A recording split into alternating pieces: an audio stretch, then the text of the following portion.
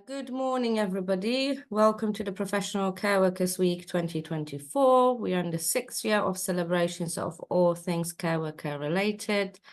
It's Wednesday of the week and second day of webinars. Yesterday, we had the launch of our Champions of Care Workers project and Advisory Board of Care Workers at the House of Lords, which was a lovely event. And today we're going ahead with more webinars. So first webinar of the day on sexual safety in social care, sexual safety of care workers. We have some legislation changes coming up that Una is going to share with us, and a conversation on how care workers can be supported, generally speaking, in terms of their safety in the workplace. So very grateful to our panelists today. And we have with us Samantha Crawley from Bracebridge Care, Rob Martin from Anchor Hanover, Una Sharma from Bevan Britain, and hopefully we'll be joined by a care worker as well to help with the conversation. But first, over to Una to give us a bit of an overview and a summary in terms of what's coming up in terms of legislation. So over to you. So my name is Una Sharma. I'm a solicitor. I'm a partner in the Employment, Pensions and Immigration team at Bevan Britain. So I specialise in employment law, and I advise only healthcare and social care providers.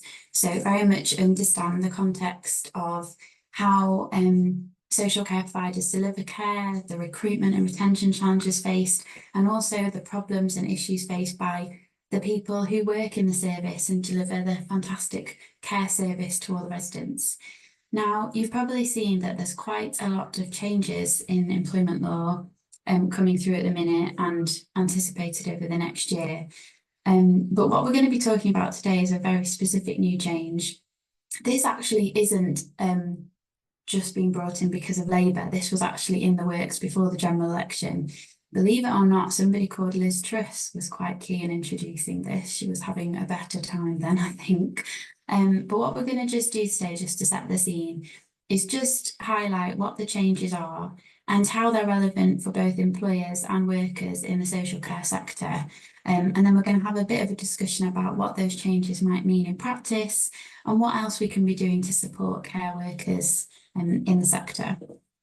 So it's the snappily titled Worker Protection Amendment of Equality Act 2023, but you'll see it referred to in the press as the Workers Protection Act. Not quite right, but they're almost there. So I think it's really important that we just take a few minutes to reflect on what exactly it is we're talking about here. So this new law relates to sexual harassment in the workplace. And we kind of use these terms, or we hear them used quite a lot, sexual harassment, but I think it's important to reflect on what is actually the legal definition of sexual harassment.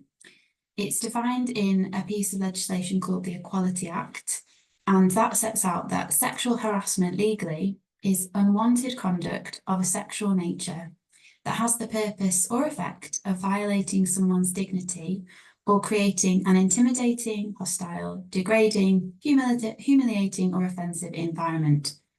So it's an objective definition, and you will often hear, well, unfortunately, you will often hear people say, oh, it was just banter, they need to be less sensitive. That's irrelevant. It's did it have the effect of making somebody, any person, feel violated, uncomfortable? That's the test. So it's really important that as employers in the sector, we recognise that we must have in place better measures to prevent this sort of conduct happening. And conversely, workers in the sector should feel comforted if they can and protected that it doesn't matter if something's happened in their past that perhaps makes them quite sensitive to things like this. It doesn't matter if you're perhaps more sensitive than someone else. If it makes you feel uncomfortable, it will likely meet the definition as set out in the law.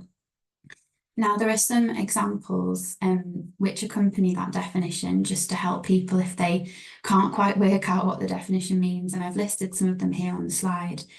So there's a range of examples, but kind of the key ones I've picked out are making conditions of employment dependent on sexual favours, physical acts of sexual assault, stories or jokes, so that's the banter, referring to sexual acts or sexual orientation, unwanted touching, or unwanted sexually explicit photos, emails, or text messages.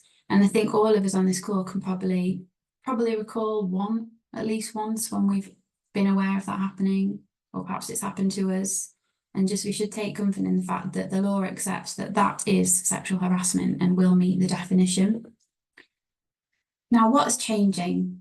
So currently, as I say, we have quite a clear, easy to access definition of sexual harassment, but unfortunately, the protection afforded to workers across all sectors, but particularly in social care and indeed in healthcare, the protection is perhaps not as robust. So under the Equality Act, which sets out the definition, it sets out that currently employers will be found liable for acts of sexual harassment towards their staff, unless the employer can show that it took all reasonable steps to prevent it from occurring. So breaking that down, that means if somebody who works for a business or a provider is sexually harassed at work, the person who's been subject to the harassment can bring a legal claim in the employment tribunal alleging a breach of the Equality Act. And if the tribunal, having looked at all the evidence, is satisfied that that harassment did take place, then the employer will be found liable for the harassment. And what that means is the employer will need to pay compensation to the worker. However, there's a defence that the employer can run where they say, well, we did everything that was reasonable to prevent this from happening. And historically, that defence has worked by simply producing a load of policies and a load of training records to say, well, we train managers, we told people to not sexually harass people at work, so what are we going to do about it? And obviously that is an entirely unsatisfactory approach for everybody. It doesn't create a safe system of work. It does not address workers' concerns. It doesn't provide sufficient protection. And it also allows unscrupulous employers to run services without any risk or recourse to them. So there's on the back of the Me Too movement a couple of years ago, and in the correct sort of wave of the want for change in relation to sexual harassment in the workplace and against all society, there was a call, as I say, from the last government to look at this and strengthen the protections for workers. So it's resulted in a new law that's coming into force on the 26th of October this year, which will really flip the obligations on employers, and it will introduce a new legal duty on employers to take reasonable steps to prevent sexual harassment of employees in the course of their employment. So it's not now about saying, well, this is everything we did to prevent it from happening. What else could we have done? It will now be an anticipatory, proactive requirement to front load that. It's not enough to say, well, we did a few things. What else do you expect? Employers will have to be a lot more proactive in putting in place really pragmatic solutions to prevent this happening. So as I say, it's very focused on a proactive, preventative approach, solely focused on increasing protection for workers. And the duty will extend when employees are working outside the workplace, including social events, which are now accepted to be an extension of work. So, after work drinks or Christmas parties, the people are at those because of their status as a worker and employee of that organisation. So employers can't wriggle out anymore saying, well, it was in the pub after work, it had nothing to do with me. And this extension is particularly crucial for our sector. If you think about how in terms of what social care workers do, there's rarely one defined place of work. There are various premises and areas and locations which they may be at when delivering their duties and carrying out their role. So it's a very wide-ranging duty in terms of the protection it will offer and the obligation it places on employers. So as I say, the focus of this at all times has been on enhancing protection for workers, which is, of course, what we want, and good employers should want that as well. And I know from working with our clients, it is what they want for their staff and their workforce. So the focus of this legislation will be to make clear that employers must now take a zero tolerance approach to sexual harassment. They must focus on prevention. To demonstrate the fact that it will enhance workers' rights, the new legislation sets out that if a worker does bring an employment tribunal claim, if they've sadly been subjected to harassment at work and they decide to bring a claim against the employer, if that claim is successful, any compensation that they're awarded will also be uplifted, will be increased by up to 25%. So the potential compensation that can be awarded to recompense the work of what they've gone through is increasing. But also that really shows to the employer the potential risks of getting this wrong and not adhering to this duty. In addition, the Equality and Human Rights Commission, which is a government-run entity which focuses on these sorts of areas and is actually producing some guidance on how to apply this duty, they will also be given enforcement powers by virtue of this new law, which means they can come in to the employer and carry out investigations. They'll have statutory powers. They can issue notices and fines. So the potential ramifications for employers is huge. And workers should take comfort that they are getting enhanced protections under this legislation. Of course, in an ideal world, it should never end up in a legal claim because it should never happen in the first place. And hopefully, as this new duty is introduced and applied, we will see a reduction in the number of cases for sexual harassment. So just to close off, it's really important that employers think about, well, what practically do I need to do? I understand that I have this new duty, but what should I be doing to make sure I comply with it?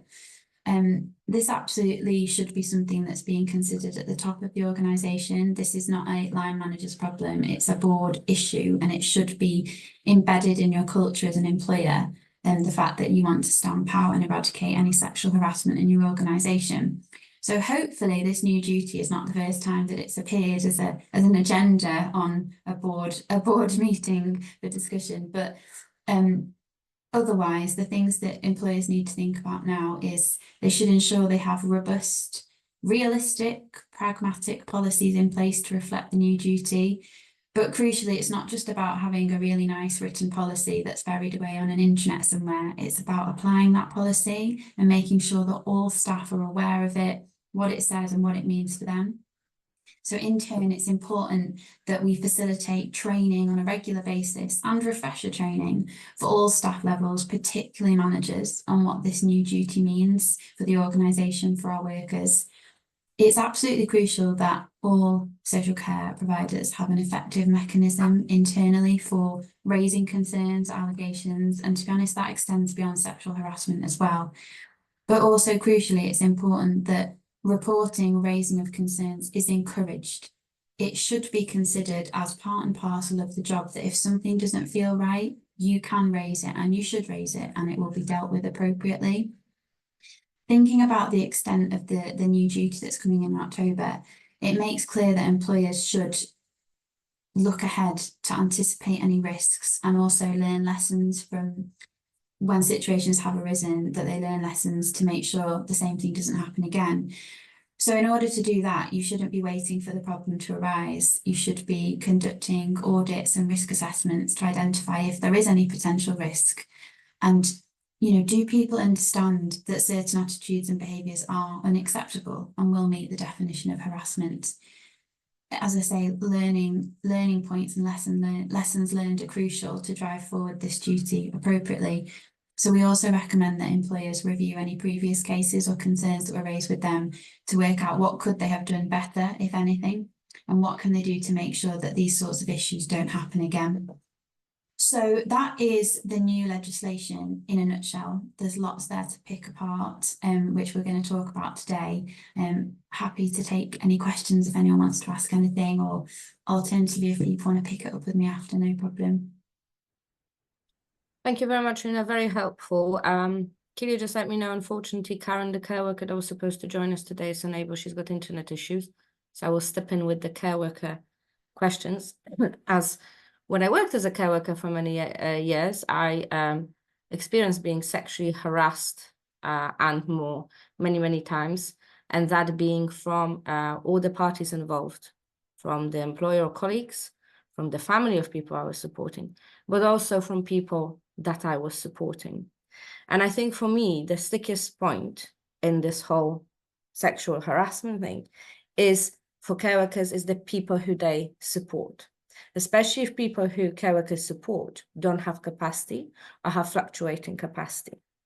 Because in my experience and what I've seen from many care workers on online forums or in conversations over the years, and I did push this issue very big with CQC before COVID. They were writing a report on sexual safety. Unfortunately, care workers side never made it into the report, which I was extremely disappointed about because I put them in touch with many care workers to have conversations with. Anyway, so yes, is that issue of, oh, you're supporting that person, is the person who receives support that is the vulnerable party in the relationships. So they couldn't possibly be abusing you in any way, shape or form, or sexually harassing you. And that's the attitude that many care workers get from their employers. So when they're experiencing, let's say, sexual harassment, they feel like there's nowhere to go to. And even if they try, they're not listened to because they're told, oh, that's just John. John is like it, as if it's a part of their job. And again, from personal experience, I used to work as a home care worker with a gentleman with quite advanced Alzheimer's and after a stroke, who was very aggressive in like sexual harassment conversations, suggestions, including touching. But again, where do care workers stand with this new legislation? Or where do employers stand, I think, as well, in terms of their responsibility? Are they responsible for the people they support if harassment comes from them? In terms of that would be referred to as third-party harassment, and that issue has been really grappled with as part of introducing this new legislation. So years and years ago, when the Equality Act was first introduced in 2010, it included protection from third-party harassment, but it was quite difficult. The tribunals found it difficult to deal with it because they were conscious of the fact that a third party, the employer may never have dealt with that third party before. If we think rather than a service user, let's say an example of a supplier who attends the premises to drop off a parcel, you know, the employer might not know anything about them, and it might be quite difficult for them to anticipate just how vile that person could be. So it actually was dropped, the third party harassment provisions were dropped from the Equality Act a couple of years in, which was not helpful for anybody because it, as you flagged, it's a very real issue.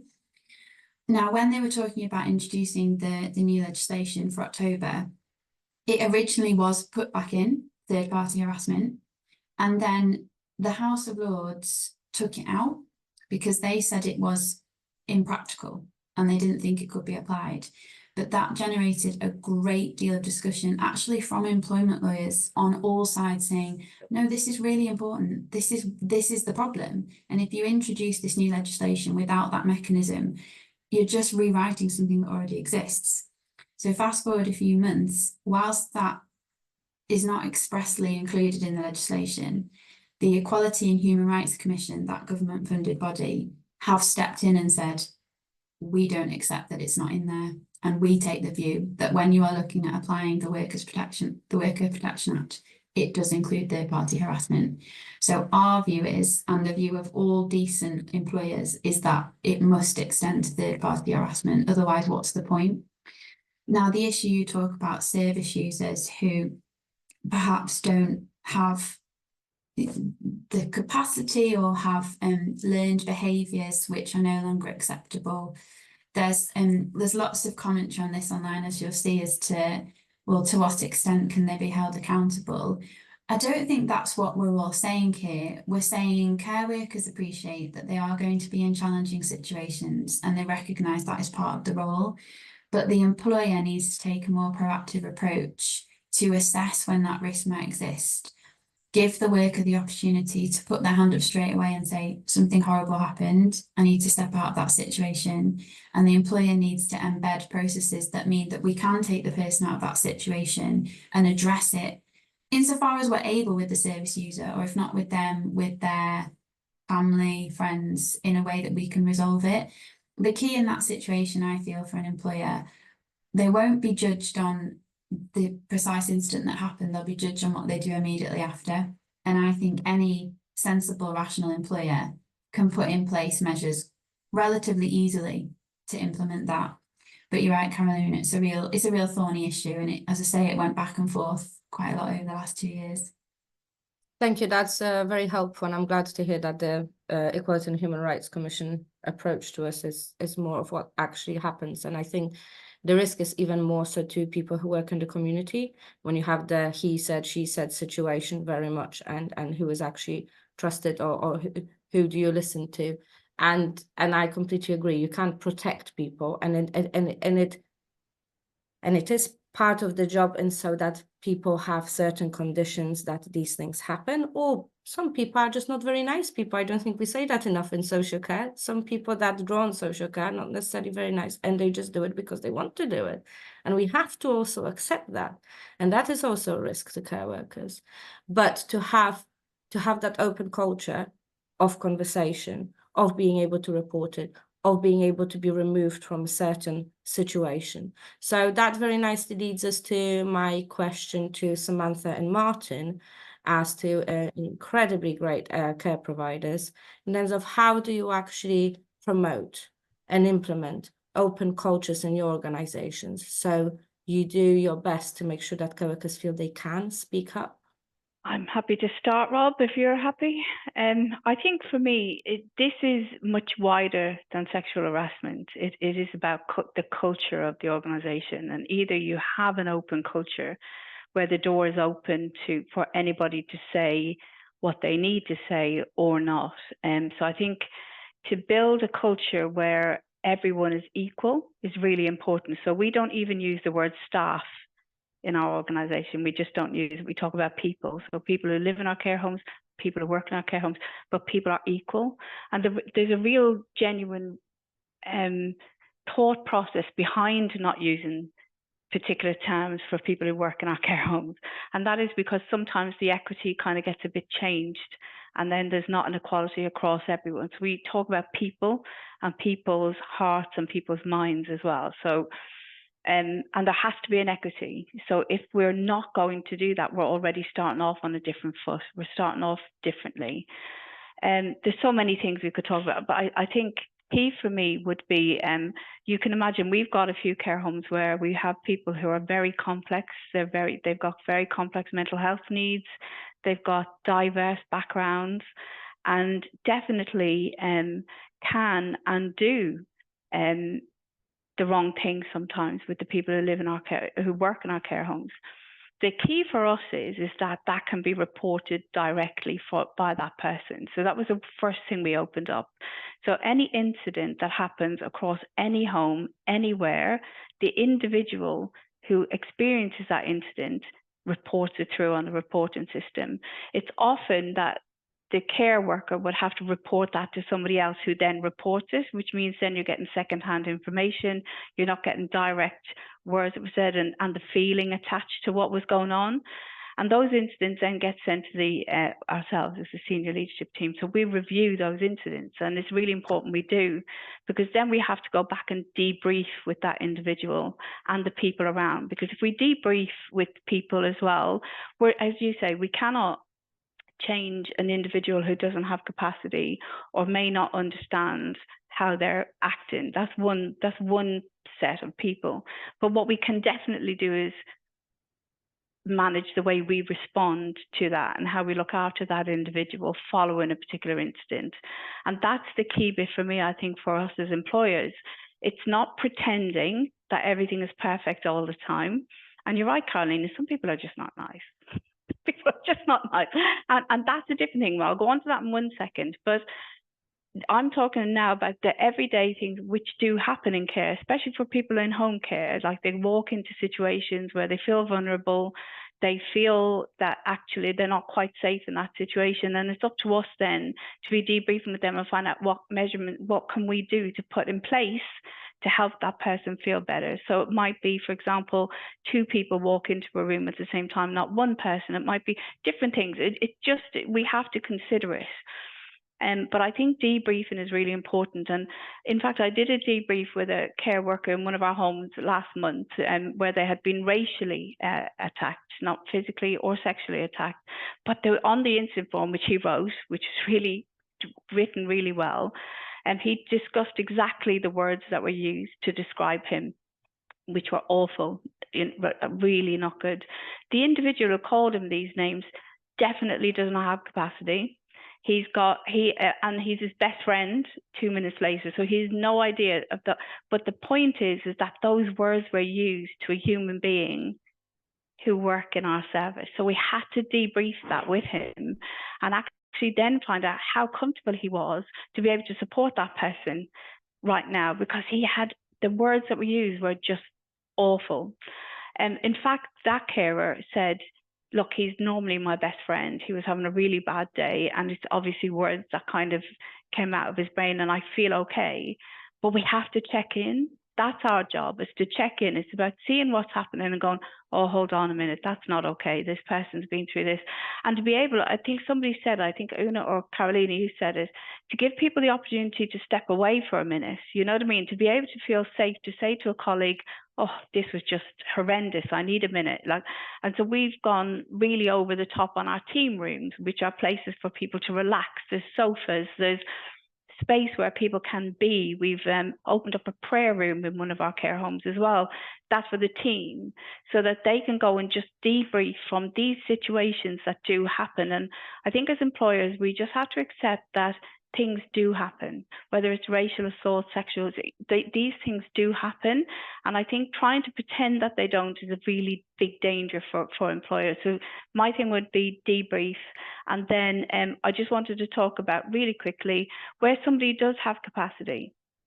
So that might be a family member, or it might be somebody who gets a service.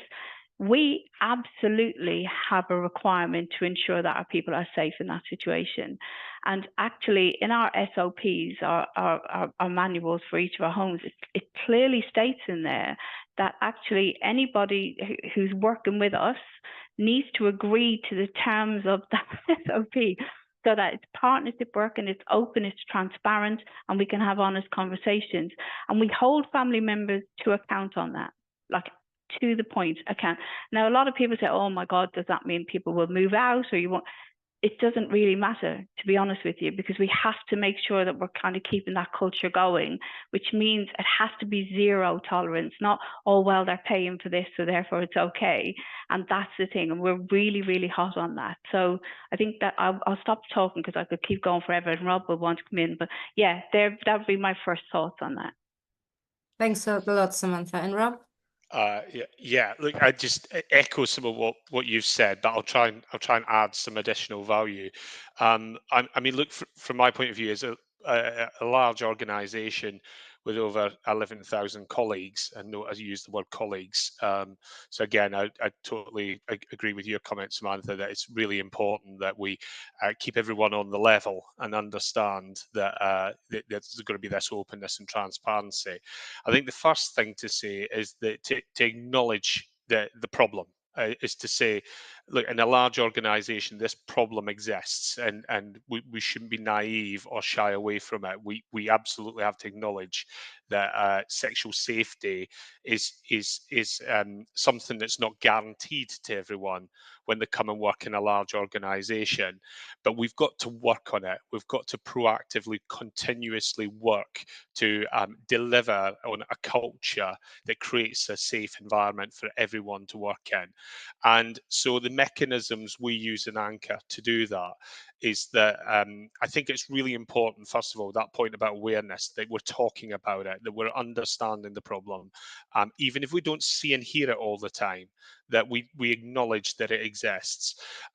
We do have a diverse executive and board that have many identities that come together and actually are able to articulate and talk about this issue in a mature and open manner. And I think that I'm going to use a quote that I used, and I do like an update where I just share some of my thoughts about how things are going each week. And I shared something last week where I said that leading by example isn't the main thing in influencing others, it's the only thing. And the point I was trying to make there, and how we can use it as a relevance to this, is that if I'm not doing the right thing in my role, how can I expect the whole workforce to do the right thing? I am the biggest influencer of behavior across the organization and beyond. So it's really important that I make sure that I'm learning constantly, that I'm listening. And listening is a real key part of this. It's to the point made earlier by Una in terms of this legislation coming in. the point is, it's not about what you see and observe, it's about what other people experience, and you've got to have your ears open to that at all times. So I'm acutely aware of my responsibility, and acutely aware of when I'm walking around a care home, that I need to not just say hello to people, that I need to take time to spend with people.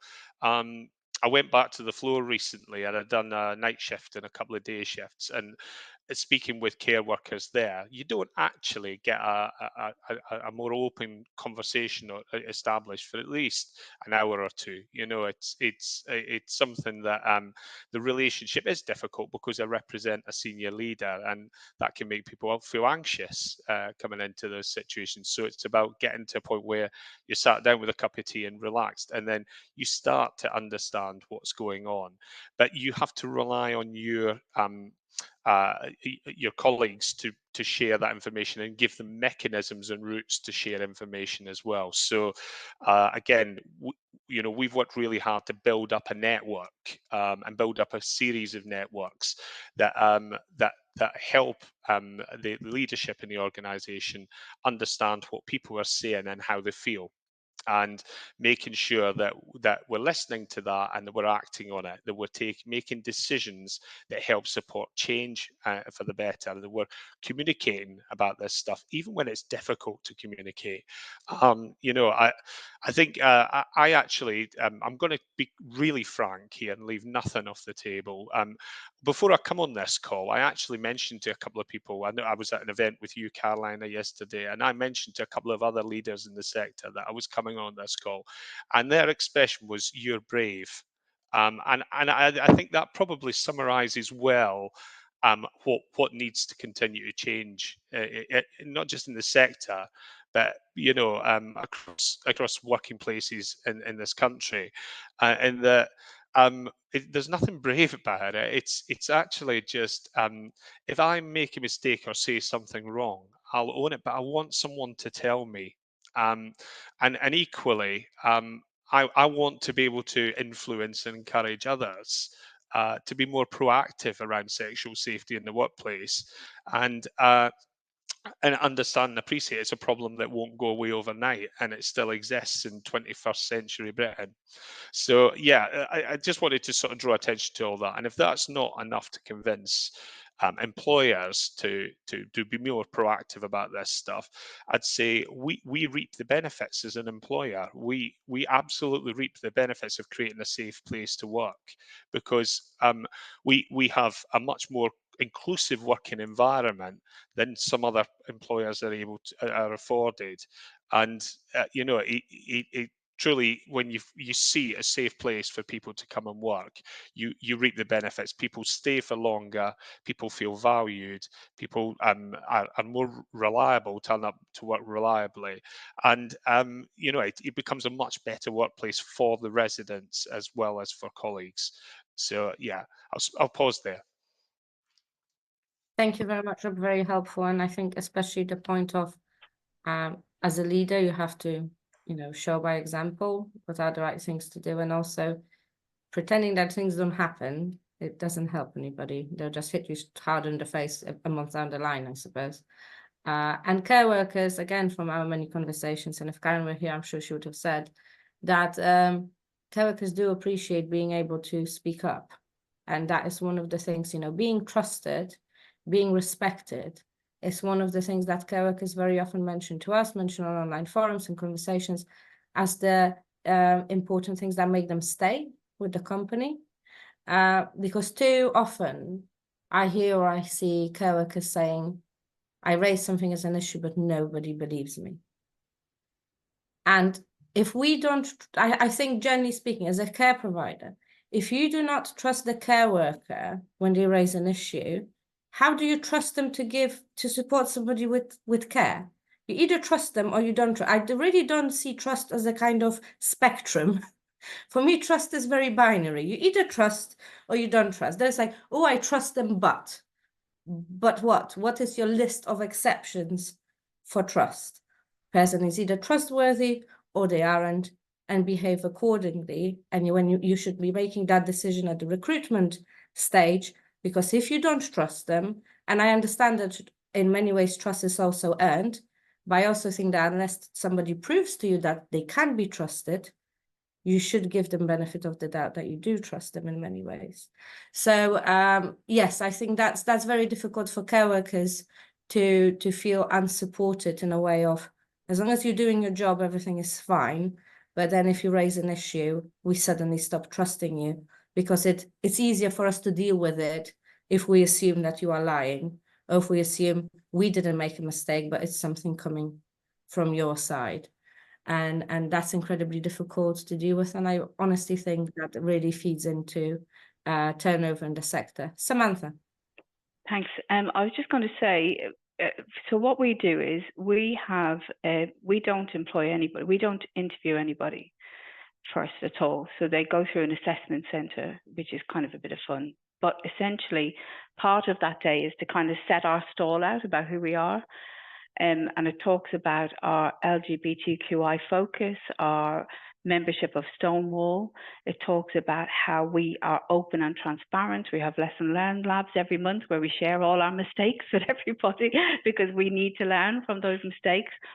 And what we find is people self-select out if they don't think they're going to be able to be in that culture, because it's a decision then, isn't it? If you really want to be part of that culture, really want to work in that way or not. So by the time we interview people, they've really got to know us quite a lot. They understand what they're buying into and what they're not. And what we're finding actually is people who somehow get through that process, which is very rare. It's quite unusual actually. You know, we've got just an odd few, but you'll always get the odd few who get through. They stand out as the wrong culture in the organisation really, really quickly. So we then take really swift action. So we're not afraid to do short service dismissals if somebody is not doing what they need to do or being how they need to be. And I think that's the key part here.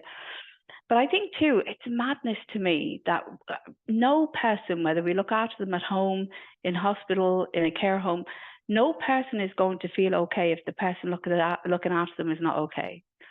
So it makes no sense in my brain to send any care worker out there without a sense of belonging, without a sense of respect, of value, because surely if they're not feeling that when they walk into the room, that's felt. You can't pretend that. So if we're not truly valuing what somebody says, who somebody is, then how are the care is not going to be delivered, because it's going to be delivered half-heartedly, sometimes maybe with a bit of resentment.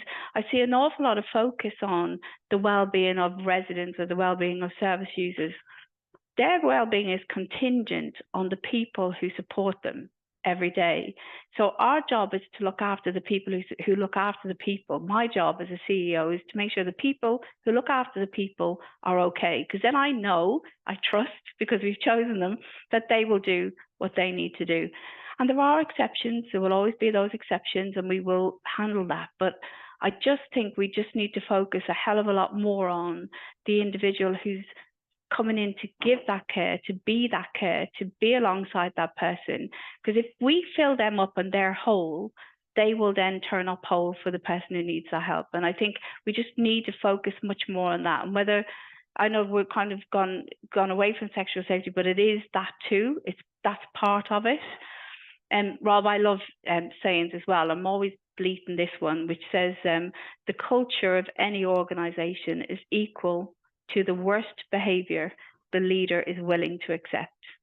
And I say that a lot because it's very true. And that's what the culture will be. If we accept it, then the culture becomes it. So it's really up to us as leaders to ensure that that doesn't happen. Yeah, I'll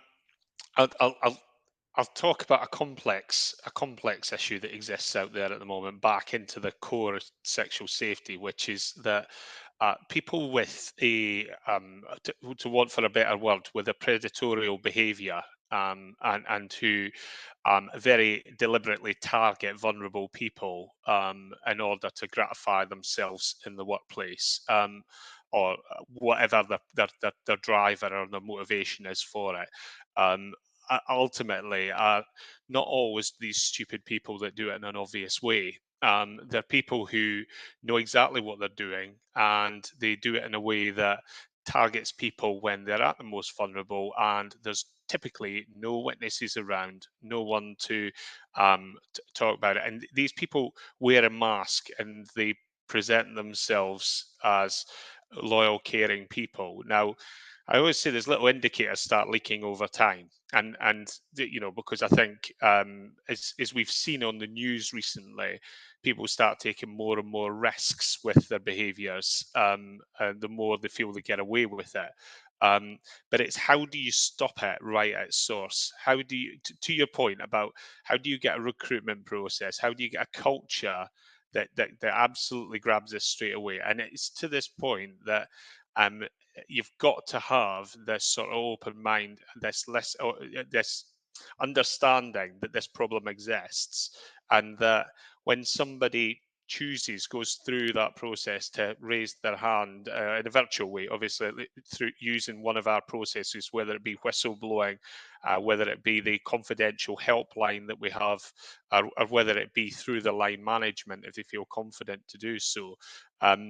It's that one voice against another, and the approach that you take as an organization, that point of trust that you made, Carolina, that you've got to trust that if somebody's brave enough to follow that process and say these things, make allegations about someone, that you have to take those seriously. You have to listen to them. You have to take action. It's very difficult, sort of from a legal perspective, and I'm sure you support me on this, that we have to protect both colleagues in these circumstances until we can get to a point of evidence. And I think this is what I guess is most tough and difficult in these circumstances around sexual safety. But it does not take away the fact that you have to do everything in your power, make sure you've exhausted a process and made sure that you've if there are problems, if there are concerns, that you actually take steps and take action in respect to that, irrespective of what can be proved or disproved. So I guess that's an area that if I'm a care worker listening to this conversation, or if I'm an employer listening to this conversation, this is the sort of thing that that conscientious employers and conscientious colleagues are grappling and struggling with. And sort of, what I'd say to that is that it may be difficult, but it doesn't make it. It doesn't mean that you should work any less harder on these issues. Prevention is the ultimate cure, isn't it?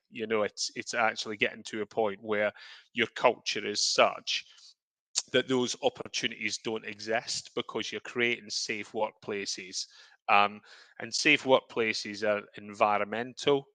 They're about the people that you employ. Clearly, you have your robust recruitment processes, that you have working arrangements where people aren't put into situations where they're working in isolation, where there's additional enhanced risk, where it's not necessary to have that. But it's also about the culture you set as an employer in terms of understanding that there are things that encourage. So if you bring alcohol into the workplace, that changes behaviours. And therefore, these are big flags, red flags, as far as I'm concerned, in terms of the things where somebody could become predatory, or it's an opportunity. It presents opportunities. So it's about having that awareness and taking that to the next level. Thank you very much, Robert. Lots of very important points from you and Samantha. And I think just going back to the basic legislation on particular sexual harassment, I think that two things that I mentioned there, and they apply to those situations that you mentioned. So there is the purpose. So it's the purposeful behavior by somebody. Like Rob, you mentioned, some people are very sneaky. They may appear, they are probably everybody's best friend here, but actually they're really hurting somebody very vulnerable, and the person who's being hurt doesn't feel like they can speak up because they're in that very vulnerable, difficult place. But it's also the effect. So when we're talking about people who don't care, who may have no capacity, fluctuating capacity, or this is just the words or the behaviors that they've had their whole life and nobody told them you shouldn't be doing that. and they feel that this is acceptable.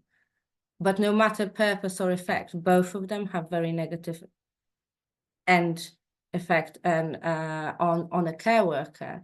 So I don't think there is one is more important than another, or one should be attended to more than the other, because both of them can have really awful consequences on the care worker in terms of their mental health, potentially physical health, and just the general happiness. And Samantha, going back to what you said, it's something that I forever bang on about.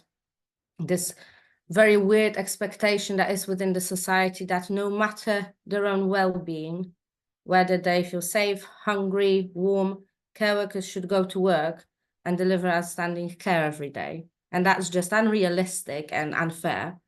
And like you said, we should definitely have it in mind that looking after people who deliver care, who are care workers, is by extension looking after and supporting people who draw on care. Because how can we ask care workers who are not well to be delivering care to the best of their ability? Una, was there anything that you'd like to add? We have a few minutes left. I was just going to say, actually, Oh, Una, you're very echoey. Can't really hear you. is that any better? Yes, much better. I don't know why my laptop did that.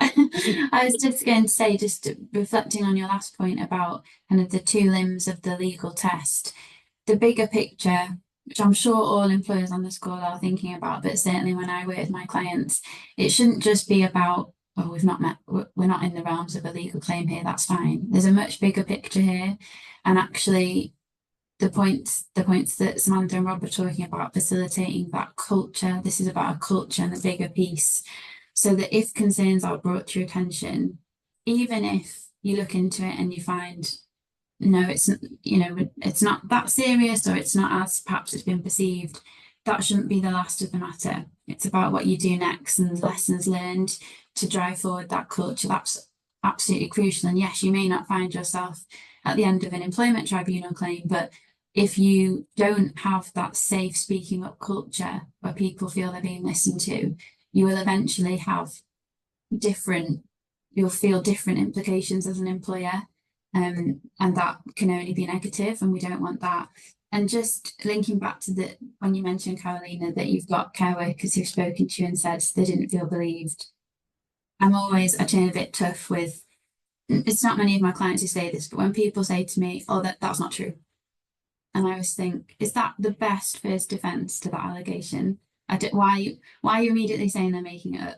Is it not better for you to explain to me why it's not true and present to me the other side of the story? And, it's really hard when allegations are raised that perhaps aren't true or you suspect aren't true, but try, if we can, as an employer, to not respond with well, that's not true, you're making that up, because that is not going to help anybody and it's not going to facilitate the speaking up culture. So those would be my two takeaways from that last discussion. Thank you. We have a couple of questions, if that's all right. So, well, we had three, but the one Helen mentioned at the beginning was very much about the third-party responsibility in terms of people that care workers support, that we've already discussed. Then Lucy says, this is all very helpful and in many ways encouraging. Thank you. We've already mentioned the particular concern for carers working in people's homes, often lone workers. Carers share concerns around staff shortages and limited provision of care. Smaller care companies are struggling. Two care workers visiting together rather than lone workers when there is evidence of sexual harassment is often the answer, but practically difficult to achieve. Any thoughts or wisdom on this? Yeah, I'll just make a quick comment, if you don't mind, in respect to that. And I think what I always find incredible. It's like the scenario where somebody says a woman can't walk down the street on a Saturday night at 12 p.m. That's not the way to solve the problem. The way to solve the problem is to tackle the source of the issue, the perpetrators, not create a more difficult environment for the people who are just trying to do the job. So I whilst I think, yeah, okay, and as a mechanism for people to stay safe, doubling people up, but if I don't want to be treated differently to another colleague. I want to just be able to do my job safely, and I think it's incumbent on an employer to create that safe environment. And that's the takeaway message for me. So, I don't want to be ever in a situation where I'm saying, just because you meet a certain characteristic, I'm going to need to treat you differently to protect you from this problem.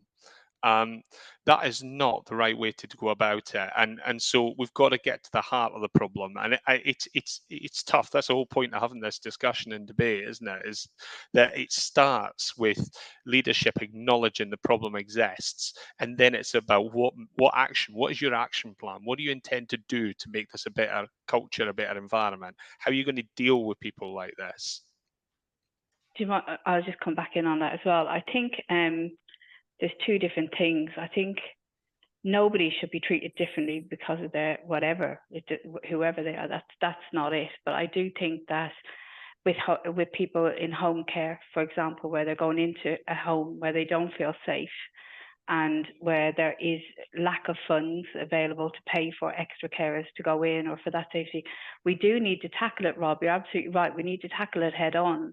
But where we have somebody who doesn't have capacity or doesn't understand the implications of what they're doing or the effect of what they're doing, then we have to advocate for the person going into that home. And if that means that we can't look after that person, or that means that the funding needs to be made available to create a safe environment, then that's what we have to do.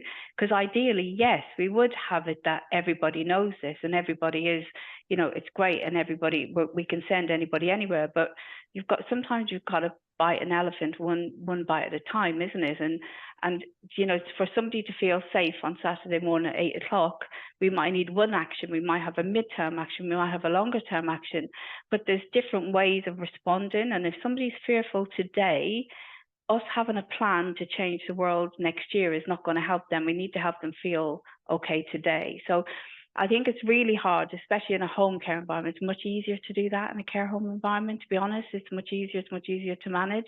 But in home care, it's stretched anyway. They don't have enough minutes allowed for an awful lot of care calls. So it's very, very difficult. But I think that's when you need to go to commissioners and say, this is not a safe environment to send somebody in. And we have to advocate at whatever level it takes to help that person feel safe in that space.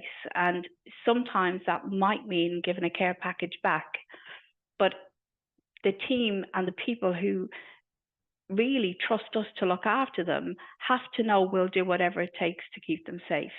And that's the thing. And that's very specifically where we cannot find any other answer. But I think explore, I think ask the people as well. No, that's a lie. I was just going to say most. Almost every answer to run our care business comes from the team. They know what it should look like. They know what it should feel like. They know it, and then the people who live in our care homes tell us as well. So I think often put the question out there to the people and ask them what they think the answers are as well, and just continue to have that conversation. But it's not an easy answer, and not one answer will ever fit everything. I'm sure, Una, you come across this all the time. No one answer is correct, but I think just exploring all of it and having that conversation is key. Thank you. And we have one more question. Whilst it's incredibly important to investigate sexual assault harassment properly, do you think there needs to be a simplifying or speeding up of the process of reporting sexual assault and harassment? When I came forward about being continually sexually assaulted by a colleague, it took 2 months for an official investigation to begin, by which time I had already handed in my resignation. Despite my managers knowing about my complaint, I had to continue working closely with that colleague. Not only did it impact my work, but also other colleagues in their views around the practicality of reporting sexual assault harassment. First of all, I'd like to say I'm really sorry that you had to experience something like that. And if there is anything that we can do at the Co-workers Charity to support you around that, please get in touch. But Una, do you have any comments around the delays and process, and somebody who makes a complaint like this having to continue working with a person? As Carolina said, I'm really sorry that you went through that. Your sound is funny again. Don't know what your computer does. That be better. Yeah, that's a bit, I don't know what Repeat's doing. I was just going to say, as Carolina said, thank you so much for sharing that with us. And I'm really sorry you went through it. And please do reach out to the Care Workers Charity if you need any support. On the issue of delays, I appreciate it's happened to you now, but if it does give you some comfort, the delay is entirely unacceptable. And actually there are provisions in place which state that employers are not acting appropriately if they don't deal with concerns promptly. So there's a code of practice called the ACAS Code of Practice on grievances, which that's a complaint that you raise about your working environment, your employer. And the fact they didn't even look at it for 2 months is completely unacceptable and a breach of the code of practice. What I would recommend to anyone going through that situation is well done for raising the concern with your employer. If they haven't responded to it, dealt with it, within a week promptly, you do have rights, you have employment rights, and I would contact ACAS because they can help you with raising a formal dispute with your employer. So as part of that process, ACAS will reach out to your employer to let them know that you do consider, rightly so, that the delay in dealing with your concern is a breach of your employment law rights. And believe me, that will get your employer's attention because that shows that this is serious.